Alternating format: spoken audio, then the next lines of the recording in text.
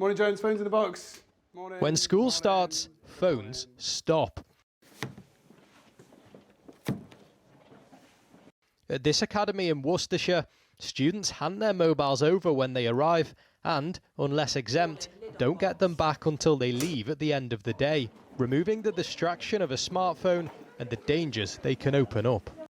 There is quite a lot of like almost dark stuff on there, but it is quite entertaining, most of it. What do you think of your school's policy of handing over your phone so you've not got it with you? It doesn't really bother me because it's locked away. You can't get to it. You can't really think about it because it's just not on you. I think if it's in the box, it's safe. So it's just never going to be something that's going to be on your mind, really.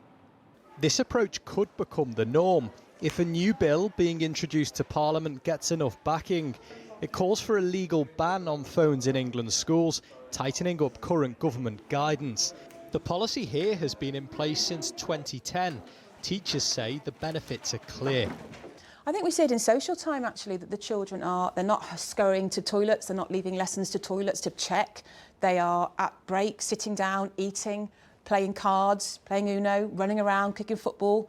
When it's fine, on the field, goalposts for jumpers, running around, just doing what children do, almost sort of old school play, because that particular distraction is gone. Can you define isometric contractions? Polling shared exclusively with this programme shows more than 2/3 of people think the government should ban smartphones in schools. But what happens outside of school is still a concern for parents. Are there any examples of children who come home and they're glued to their screens? Yes, some parents have definitely mentioned it, but a lot with girl children have said to me that actually they're probably ran very heavily on, especially the group chats and they've had bullying problems around that when they get out of school. They've kind of grasped it all in a day and then they're out straight away on group chat messages and, that can be an invasion for them. The bill would see the age of internet adulthood raised from 13 to 16. This would increase the age at which companies can get consent to use children's data without parental permission. It would also give the regulator Ofcom more powers to protect children from being exposed to apps designed to be addictive. If the bill became law, the government would have to review how smartphones are supplied and advertised to children under the age of 16. A separate law, the Online Safety Act, already exists. It puts the onus on tech firms to protect children from harmful material. Ian Russell hopes that isn't impacted by this new bill. His daughter Molly took her own life aged 14 after viewing large amounts of content related to suicide. We're just on the verge of delivering those improved safety measures. And if we take our mind off making sure that the Online Safety Act as it exists now is the best possible bill, then there's a danger that we won't keep pace with tech as things move forward. There are also concerns about how children without phones in school prepare for life with phones in work, something the school in Worcestershire is confident it's addressing. We still teach them how to manage mobile phones, we still do digital literacy, we still look at technology safety, how we manage ourselves online. One way or another, most schools in England restrict phones. Whether they should be banned by law at sites across the country is set to be the subject of much debate.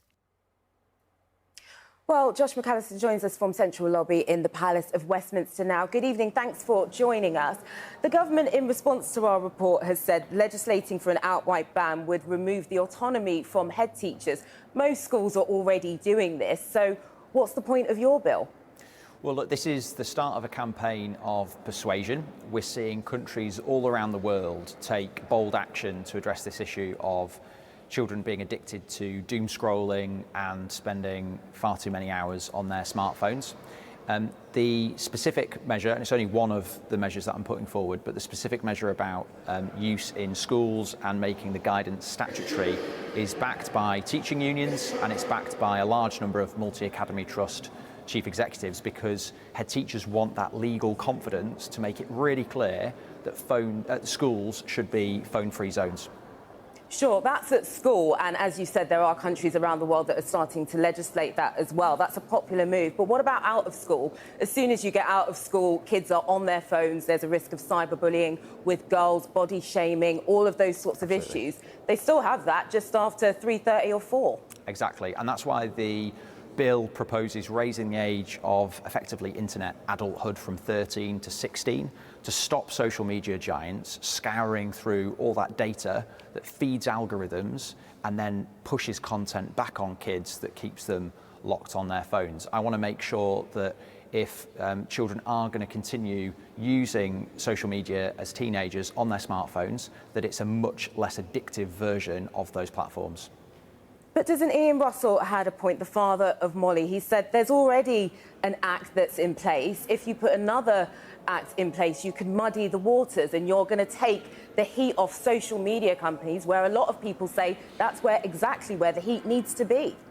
Look, Ian is absolutely right, and what we need to do is make sure that any measures in the bill that I'm putting forward, and I'm going to be doing lots of work with experts over the next few months, anything in that bill needs to build on the foundations of the Online Safety Act. And actually, this is an opportunity to build the pressure on the tech giants to say, if you don't take steps now to comprehensively address this issue of addictive use of smartphones, then the calls for a ban, and there are those groups calling for a ban, I'm not, but the calls for a ban will only grow. So this is a moment, an opportunity for the tech industry to go even further than the Online Safety Act set out. But he's absolutely right, we need to get the Online Safety Act implemented and implemented well.